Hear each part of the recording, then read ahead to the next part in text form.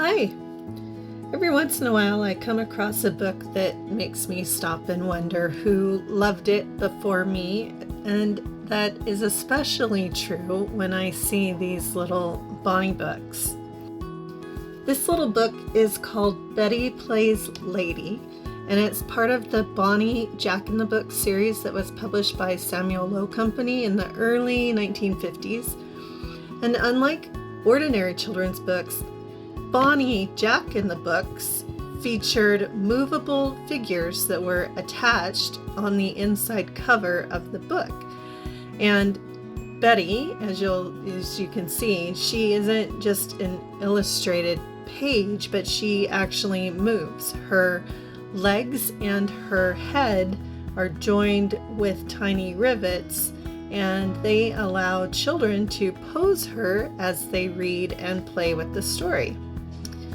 And after more than 70 years, I find it pretty remarkable that this particular one is in such good condition. She is actually in excellent condition.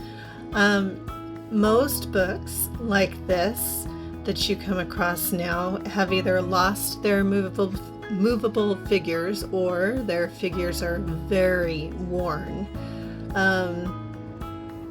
She was obviously either very well taken care of, or she was never played with. And let's just hope that she was loved and taken care of, because I always feel sorry for those toys that never get played with.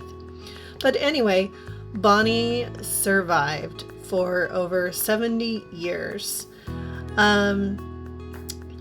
But even though she was in good shape, the binding of the book itself was a little bit worn, but the story was pretty well intact. But I do love making journals from these Bonnie books. When you get a children's book, one of the things that you have to decide is what gets to stay. And in this case, it was pretty obvious. One of the other things that I love about Bonnie books are the brightness of their illustrations. These colors in every Bonnie book that I have ever seen are so brilliant and so bright. I love them. And Betty's story was complete, so every illustration was able to stay. And of course, Betty got to stay as well. When making this, I could have covered the pages with pockets and embellishments, and that is what I typically do. I at least like to put a lot of pockets in my journals and stuff them with little bits and pieces. But with this journal, I wanted it to maybe go to a child, possibly, or somebody who is an artist and likes to have a sketchbook, or just people like me that just love the old dolly books. And so there is a ton of writing space in this book. I do have a couple pockets. I think there's two. One is a pocket, which you see right here, and the other is a tuck spot. And I have put in a couple postcards that match the brilliant colors of this book. So there are 4 vintage postcards that come with this.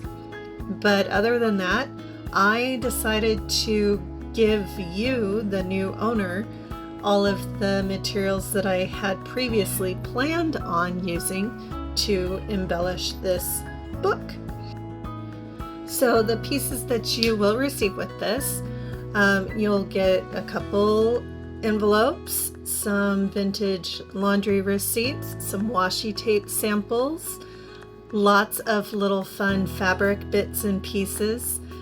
This pile in the right hand corner are very tiny pieces. They will be great for tags, ties along the edge of your paper, things like that.